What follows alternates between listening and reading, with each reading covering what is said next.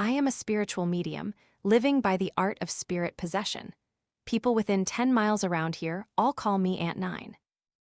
That day, a family was afflicted by a malevolent spirit. After examining the scene, I told the village chief to summon 10 butchers. This is it, Aunt Nine. Chief Liu of West Head Village pointed to the house nestled against the gloomy mountain ahead, his voice trembling slightly. This house is cursed. The owner's name is Leo, a farmer, and his wife is Amy. After being possessed, Leo would lunge at and bite any woman he saw, like a mad dog. 2 women had already been severely injured.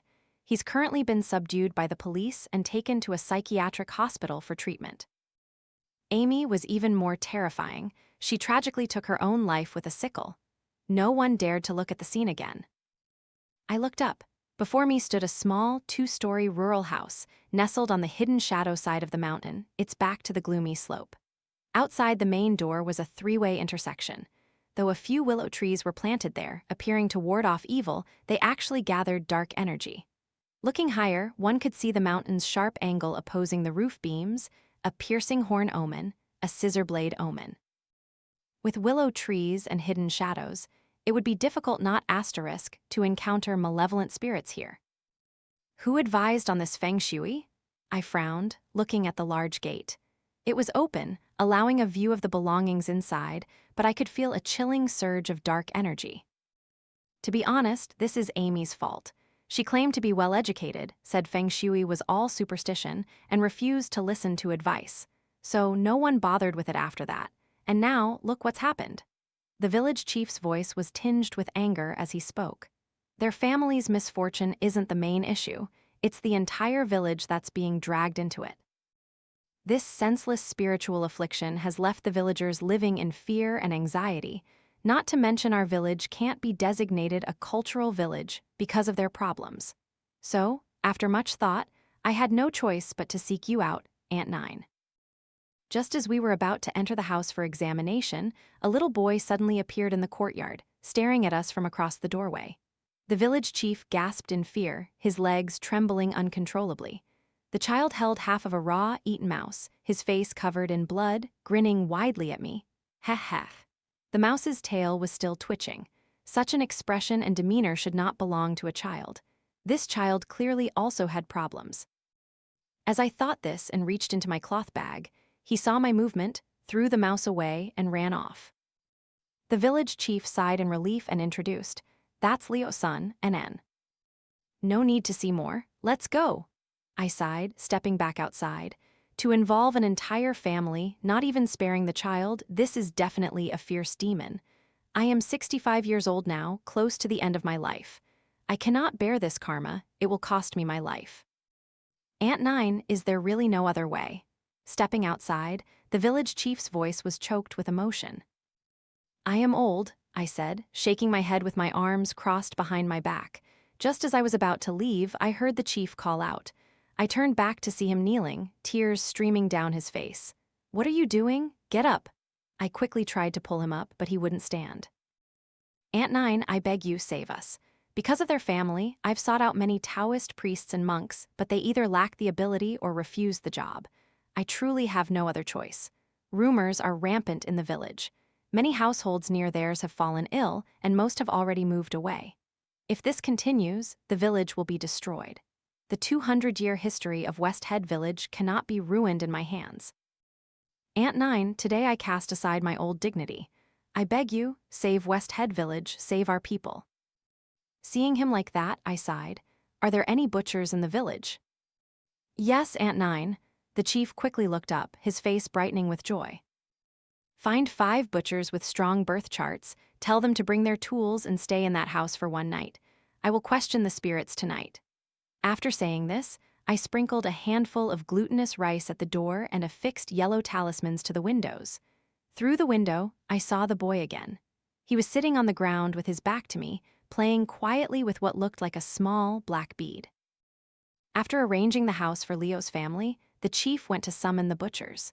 Covered in fresh blood and carrying a deadly aura, the butchers might not be able to confront evil spirits directly, but they could at least help me stand firm in the spiritual battle.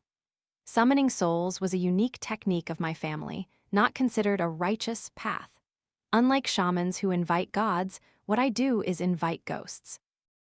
I couldn't summon the 10 kings of hell, but minor ghost envoys like the 7th and 8th lords, Oxhead and Horseface, I could. Even fierce demons could be summoned. Half my life spent communicating with spirits meant I was no longer fully a living person. In fact, I was merely a medium suspended between the realms of yin and yang. The steps for summoning souls were very complex, especially since the problem at Leo's house this time was too significant. I needed thorough preparation. As I left the village head, I saw a police car speeding in. Several villagers were running and shouting. When I heard their words clearly, my heart tightened. Something had happened at the chief's house. Sure enough, the police car stopped right in front of the chief's house, where many villagers had gathered. In his courtyard, a body hung suspended. The chief was prostrate on the ground, his fists repeatedly pounding the earth as he wept loudly. His granddaughter was limp against the corner of the wall, terrified, her face ashen. The person who had hanged herself was the chief's wife. The villagers, terrified, erupted in chaos, many clamoring to move away immediately. Suddenly, the chief rushed out of the kitchen, cleaver in hand, intending to charge outside. "I'll kill that brat from the Liu family." I believe if the police hadn't intervened, he would have genuinely rushed to Leo's house to kill N. The surroundings were noisy and chaotic as the police struggled to maintain order. Just then, N walked out of his house, a bewildered expression on his face, standing before the chief's doorway. He held a toy car in his hand, and while there were still bloodstains on his face, his demeanor had returned to normal, no longer dark and terrifying as before. "It's him, he's not human anymore. Kill him or our entire village will face disaster." The chief clung to the fence, pointing at N. 2 police officers couldn't even hold him back. The moment these words were uttered, the villagers fell silent for a moment, then surged forward, grabbing sticks and stones. Everyone's face was filled with horror and rage. With police officers present like Officer Lin, if a mass incident truly occurred, the problem would be severe. I hurriedly stepped forward to block the villagers. "The child is innocent. He was possessed by an evil spirit earlier, but he's normal now. Besides, there are police here.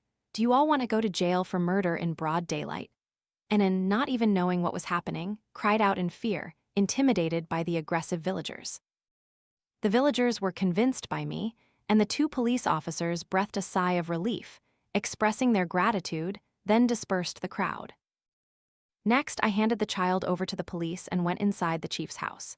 By now, the chief's emotions had stabilized considerably, but he still held his wife's body, which was still slightly warm, tears streaming down his face. "Aunt Nine, do you see? My wife is dead."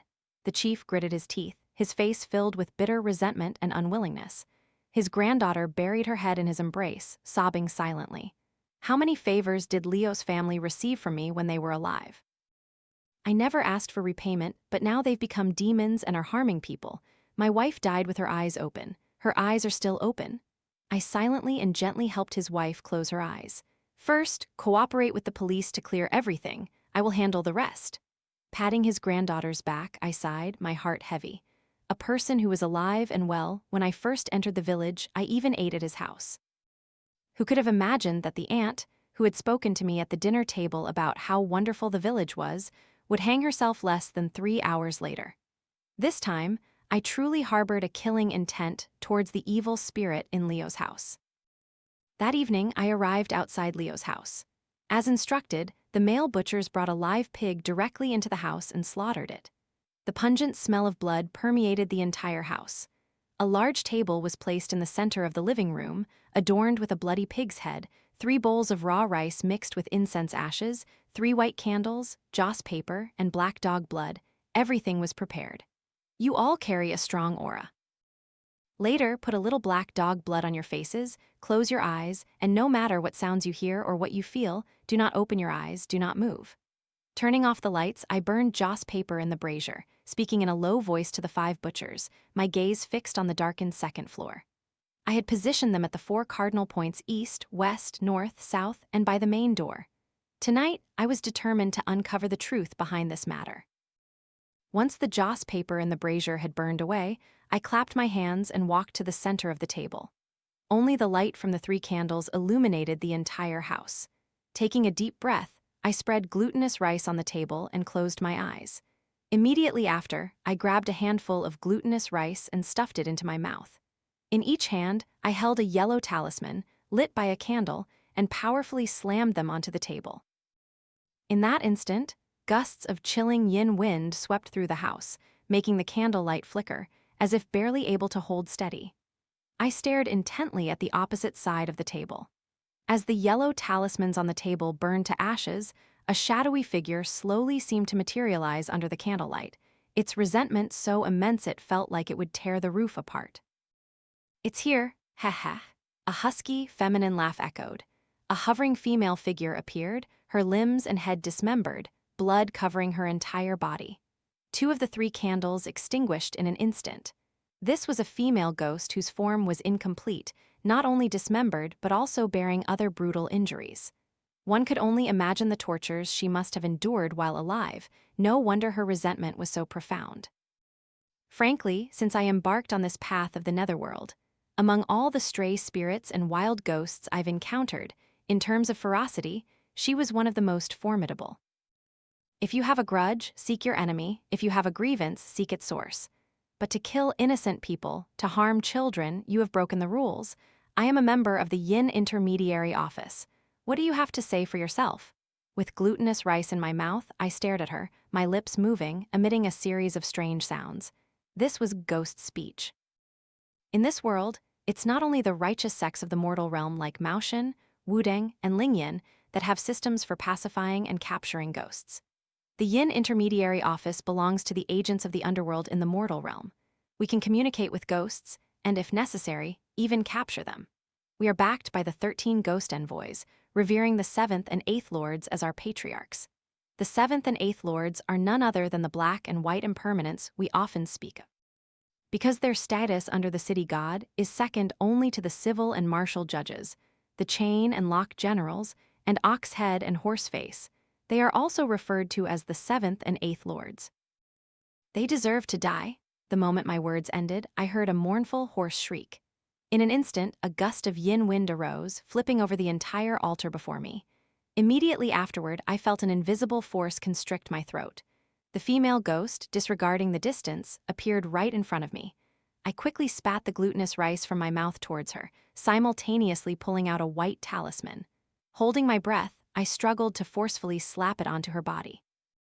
One could see with the naked eye where the white talisman adhered to her, bursts of black chi erupting. She screamed tragically, but became even more ferocious. The pig's head from the altar was hurled at me. I was knocked to the ground, wiping away the blood from the corner of my mouth. Just as I was about to snatch the yin talisman from my neck to summon the ghost envoys, I suddenly heard a strange noise behind the main door. Looking back, I saw the butcher guarding the door let out a strange cry and run away. Shocked and enraged, I yelled, "Don't run!" I struggled to my feet, trying to pull out another white talisman to throw at the headless ghost, but it was too late. The butcher ran a few steps, then suddenly stopped, turned around, his eyes rolled back white. He drew his blood-stained cleaver and started walking towards me. Damn you, all of you deserve to die. I'll kill each of you like I kill pigs. Ha ha ha ha." The yin wind swirled fiercely. He came before me, raising his cleaver high, ready to strike down. In that critical moment, a heavy shadow slammed into the butcher. "Aunt Nine, hurry!" It was the other 4 butchers. One of them pushed him down, while the other 3 desperately held onto the cleaver in his hand. I reacted immediately, enduring the pain to scramble up. Biting my middle finger to draw blood, I used it to draw a bloody mark on a white talisman, then forcefully slapped it onto the hairy chest of the oldest butcher. The next second, another tragic shriek echoed. A black shadow burst from behind the possessed butcher, then instantly flashed and flew out the door. The yin wind abruptly ceased. "She's gone." The possessed butcher recovered consciousness afterward, his face as white as paper, barely able to stand. My own face was pale, and I couldn't help but cough up a mouthful of blood. "Later, take this yellow talisman, mix it with water, and drink it. Don't leave your house for 10 days, and tell your parents to go to the city god temple to ask for a protective talisman." I laboriously pulled out a yellow talisman and handed it to him. Then a crushing wave of exhaustion and dizziness overwhelmed me. I couldn't hold on, collapsing to the ground, unconscious. When I next awoke, I was in the village infirmary. The village chief, villagers, and several butchers surrounded me. "She's awake."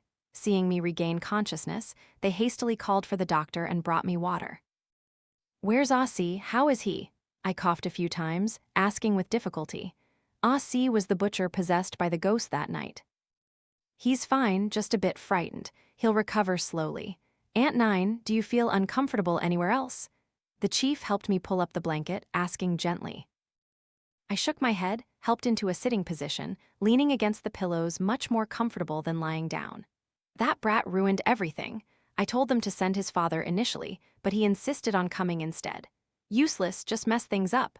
A young man with sharp, sword-like eyebrows grumbled indignantly. His name was Ma Jun. I noticed his imposing demeanor and good looks, so I asked him to show me his birth chart. After examining Ma Jun's birth chart, I couldn't help but be secretly astonished. No wonder Ma Jun dared to confront the possessed Aussie that night. His destiny chart indicated a killing star interacting with Seal Star, signifying a life graced by the flower canopy star. Within his 4 pillars of birth year, month, day, and hour, there were 6 heavenly noble stars and 4 grand ultimate stars. In ancient times, such a destiny would lead to being enfeoffed as a marquis or a general.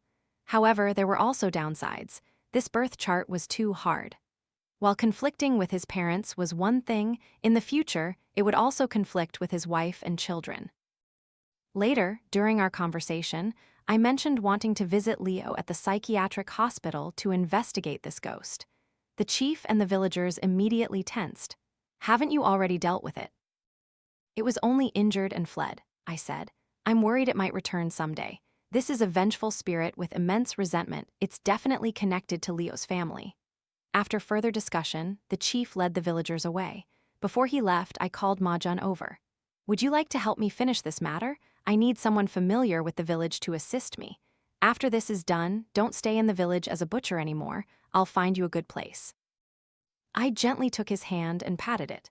A spark of light flickered in Ma Jun's eyes, and he nodded in agreement. "Aunt Nine, you said that Ghost has a grudge against Leo's family, that it didn't just harm people randomly." "That's right," I confirmed. "Ghosts act based on obsession. Their harming people is simply because they had unfinished business when they were alive. Most won't go out of their way to harm innocents. It's just a pity that Leo's family now has 1 member insane, 1 dead, and only a child who understands nothing. It makes investigation very difficult." Ma Jun was silent for a moment, then spoke. "There's something I promised Leo I wouldn't say, but with his family in this state, I feel I must. I don't know if it's related to their haunting."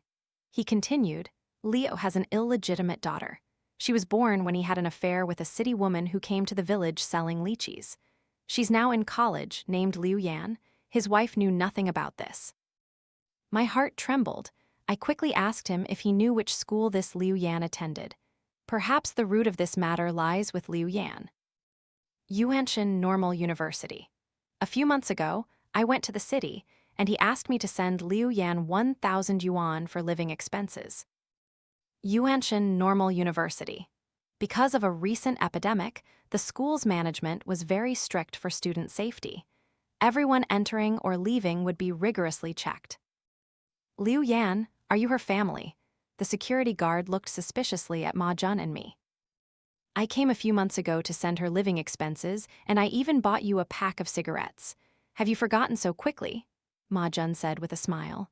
The guard listened, looked at Ma Jun for a moment, then finally seemed to realize, slapping the back of his neck. "If I remember correctly, you're her uncle, so you don't know she's in trouble. We live far away and don't visit often. This time we've come to bring her some lychees." Ma Jun finished speaking, holding up a basket of lychees in his hand, then pulled out a handful to offer to the guard. The guard didn't take them, looking at him, then at me. "All right, wait here for a moment." With that, he turned and went into the guard's office to make a call. I nodded, hesitated for a moment, then took out my phone and dialed a number. No one answered. Noticing Ma Jun's puzzled look, I casually explained, "My granddaughter also studies here, but after my son died, she's been living with her mother. Because of what I do, her mother strongly dislikes it and rarely lets me see my granddaughter. The last time I saw her was on her father's death anniversary. My granddaughter has grown so tall, She's beautiful, has excellent grades, and is very filial to me. Her mother wouldn't let her see me, so she secretly left me her phone number and occasionally sends messages. Hello, officer. Please give this to Jiang Li, Class 1, Department of Early Childhood Education. Just say her grandmother brought it for her. Handing the items through the guardhouse window and speaking to him, I then picked up my phone to send a message to my granddaughter. No sooner had I sent the message than I saw 2 police cars drive straight up. Greetings, we are from Yuanshan Police Station. Are you looking for Liu Yan? Are you her family? We are from the same village as her. Something happened to her family, and we came to take her home. Liu Yan died a week ago. The perpetrator has not yet been apprehended. Please come with us to the station to cooperate with the investigation. Hearing these words, my heart was deeply shaken. After giving our statements at the police station and conducting our own inquiries, we learned that Liu Yan had left the school to go out the previous weekend. After 3 days missing, her mother reported her to the police. The police found her body in a public restroom. Liu Yan had been stabbed to death. Initial forensic assessment suggested the primary crime scene was a park, where there were no surveillance cameras. The perpetrator was very cunning, as if they had scouted the location beforehand, avoiding all places where they might be filmed. Only a pedestrian street outside the park captured a shadowy figure, who had crossed the park's wooded area and climbed over a wall to escape. There were no signs of struggle at the scene, leading police to suspect an acquaintance committed the crime. During their investigation, they discovered that Liu Yan came from a single-parent family, but also had a father in West Head Village named Leo. However, Leo's entire family had coincidentally been afflicted by misfortune, abruptly cutting off this lead. Thus, when Ma Jun and I appeared at the school, the police thought there was a new lead, which was why they arrived so quickly. How did Liu Yan die? After hearing the police, I took a sip of water and asked in a deep voice. The murder weapon was a fruit knife, 1 stab to the neck, 1 to the heart. She bled to death. Hearing this, I frowned. So, the one who harmed Leo's family wasn't her. That female ghost was dismembered. I lowered my head, pondering carefully. It's been a month already. Even if she's dead, we should find her. How much longer must we wait? Suddenly, I heard a string of curses from outside. The voice sounded familiar. I went out to look and was immediately startled. It was my daughter-in-law, Tutu. Tutu, what is she doing here? She glared at me, and in an instant, whether from hurt or anger, she rushed up to me, pointing at my nose and cursing. It's not enough that you, my mother-in-law, brought misfortune upon and killed your own son, Jiang Xiu. Now you've caused my daughter, Jiang Li, to go missing. You do things that harm your yin virtue. If anything happens to my daughter, I'll die fighting you. Hearing her words, I felt as if struck by lightning. Jiang Li, my granddaughter, is missing. Why didn't you tell me something happened? But the response was a spit to my face and a torrent of curses like slaps. Ma Jun couldn't bear it and tried to argue with Tutu, but I stopped him. Go ask the police for the details about Jiang Li's disappearance. I'll wait for you outside.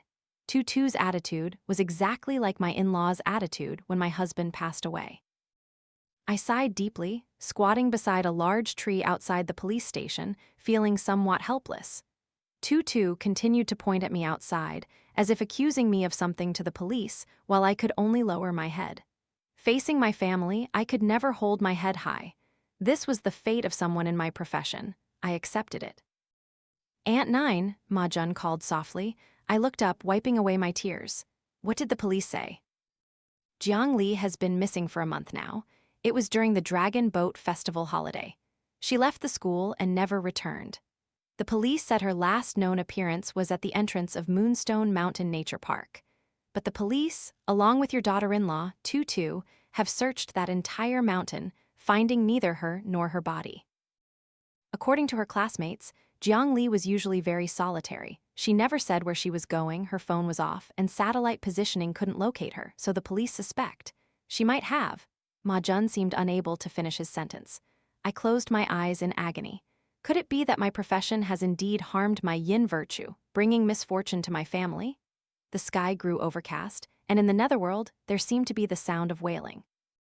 Suddenly, a flash of insight struck me. For some reason, I thought of the village chief's wife hanging herself earlier. After a moment of thought, I asked Ma Jun, "Does the chief have a granddaughter?" Ma Jun nodded. "Let's split up. You go see if the chief's granddaughter is studying at Yuanshan Normal University, if she's recently gone missing or requested a transfer. If so, report it to the police. I'm going to find someone. After parting ways with Ma Jun, I took a taxi to a fortune-telling shop in the east of the city. There, a one-eyed fortune teller named Master Chen, with whom I had some acquaintance, ran the shop. I wanted to ask him to help me find someone. Knowing my intention, Master Chen said nothing, beginning to count on his fingers. Watching his eyebrows furrow deeper with each calculation, my heart grew increasingly uneasy. When he finished, he still said nothing, but took out a piece of paper, wrote 5 addresses, and handed them to me. Working in this path of yin virtue, such a tribulation is inevitable. Please contain your grief. He lowered his eyes, bowing his head, not looking at me. Why are there 5 addresses? My voice trembled uncontrollably, tears streaming down my face. A terrible premonition had already formed in my mind. Master Chen lowered his eyes and said thoughtfully, "Go search. You'll understand once you find her. I cannot say much, but remember one thing, she must not be placed in a coffin, not be buried, and not be worshipped, otherwise she will harm her living relatives. However, considering this is your family matter, I will not interfere with her. You handle it yourself. If you cannot, let me know." Thank you, Master Chen. After I regained my composure, I offered him the divination fee, bowed, and clutched the paper with the addresses, then sent a message to Ma Jun. I began heading to the first address on a desolate mountain. Along the way, I nearly fainted several times, but remembering my granddaughter's face, I pushed myself onward. I thought I was fully prepared mentally, but when I followed the address and dug up my granddaughter's head on that barren mountain, I still couldn't hold back my tears. I held my granddaughter's head, speechless, my cries silent. Her eyes were wide open in death, her long hair disheveled, her face disfigured by decay, and the putrid smell assaulted my nose. At that moment, the sound of a vehicle seemed to echo, growing closer and closer. Hearing it, my heart trembled. A killing intent arose in me. If he appeared now, his identity would be clear. He surely had only one purpose: to silence me, to eliminate the one who dug up the body. "Aunt Nine, I didn't expect you to find your way all the way here." The car stopped, and a man stepped out, followed by several burly young men carrying iron rods and cleavers. "It's really you," I said, taking a deep breath, turning to stare at the newcomer. The one who arrived was none other than the man who had first led me into the village, Liu Fu, the chief of West Head Village. Liu Fu had no intention of talking much with me. He waved his hand. 4 or 5 young men, brandishing their weapons, charged at me. Just then, police sirens began wailing repeatedly. Liu Fu's face showed surprise, but he immediately drew a pistol from behind his back, aiming directly at me. He squeezed the trigger with almost no hesitation. The bullet grew larger and larger in my eyes. "Aunt Nine!" At that moment, I heard Ma Jun shout. The next second, a strong force pushed me down. As I fell, I heard Ma Jun's soft groan. "Everyone drop your weapons, don't move!" Bang! Loudspeakers and police sirens echoed across the desolate mountain. In less than half a minute, police cars swarmed from all directions. The scene was quickly brought under control. Ma Jun, who saved me, took a bullet in the shoulder. "Damn it, good thing we made it in time, otherwise something big would have happened." Ma Jun grimaced in pain, holding his shoulder, then gave me a thumbs up. "Aunt Nine, you predict things like a god." When I returned to the village, to the chief's house, his granddaughter was packing her belongings, preparing to flee. Frightened, she confessed everything to the police, admitting it was her doing. Liu Fu was pinned to the ground, handcuffed, glaring fiercely at her. At this moment, I truly felt the urge to kill him twice over, to ensure he would never be reincarnated. A girl in handcuffs, her face ashen like ashes, stepped out of a police car by the roadside. It was Liu Nan, Liu Fu's granddaughter. "Grandpa," Liu Nan cried out tragically. Seeing her, the anger in my heart could no longer be contained. I grabbed her, pushed her in front of Jiang Li's head, and made her kneel. Hearing my furious roar, Liu Nan dared not disobey, burying her head in the ground, not daring to look up at Jiang Li, whose eyes were still open. "I'm sorry," Liu Nan sobbed convulsively, speaking through her tears. "Kowtow." Liu Nan immediately knelt properly, kowtowing repeatedly. Liu Nan and Liu Fu, the grandfather and granddaughter, were taken back to the police station. Their actions were heinous, their methods cruel, a death sentence was certain. Through the documents provided by the police and their testimonies, I learned the entire story. It turned out that the one who killed Jiang Li was not only Liu Nan, but also the deceased Liu Yan. The motive for the murder was even simpler, purely driven by jealousy. Jiang Li was a rather introverted girl, but she had a very striking appearance and figure. Her presence made Liu Nan, a student who was previously popular in class, feel threatened. Sure enough, not long after, the school wanted to find students to film a commercial. Initially, Liu Nan was chosen, but when the advertisers saw Jiang Li, they immediately replaced her. The outcome was predictable. A month ago, during the Dragon Boat Festival, they coincidentally met at Moonstone Mountain in the city. The three of them went to a deserted cliff. Liu Nan, seizing the moment while Jiang Li was taking photos, pushed her off the mountain. To cover their tracks, the two avoided passers-by, went down the mountain, found Jiang Li's body, buried it in a pile of scattered rocks, and then fled in a panic. Originally, the matter wouldn't have been so severe here. Perhaps Jiang Li's resentment hadn't fully formed. But then, a man with a bizarre appearance and strange behavior sought them out, claiming to be a head-descending master from Thailand. This man, somehow knowing about their murder, used the threat of a vengeful spirit's retribution to scare the two into obeying him. Under the man's guidance, the two dug up Jiang Li's carefully hidden body to dismember it and bury the remains in 5 different locations. It was then that Liu Nan's grandfather, Liu Fu, the chief of West Head Village, learned of the matter. This crime, especially involving dismemberment, would almost certainly lead to a death sentence. Liu Fu dared not report it to the police. He could only secretly help cover it up. But neither he nor Liu Nan expected Liu Yan to change. Liu Yan began dreaming day and night of Jiang Li coming for her, her mental state deteriorating, almost collapsing. Therefore, she sought out Liu Nan, wanting to confess. Village chief Liu Fu learned of this from Liu Nan's lips. To protect his granddaughter, he arranged to meet Liu Yan at the plaza outside the school to discuss the confession. Taking advantage of her going to the public restroom in the corner of the plaza, he killed her. Liu Fu was a very cautious man. He knew Liu Yan was Liu's daughter. Fearing that Liu Yan might have told Liu these things beforehand, he then sought out that sorcerer again, conspiring to bring about the demise of Liu's entire family. Jiang Li could not be reborn, could not reincarnate. All realms have their rules. For a vengeful spirit to appear in the human world was already crossing a boundary, and to harm innocent people was an even greater taboo. If I handed her over to the ghost envoys, she would only be sent down to the 18 layers of hell to suffer eternally, with no chance of reincarnation. There was no sentimentality to be had, not a sliver of opportunity.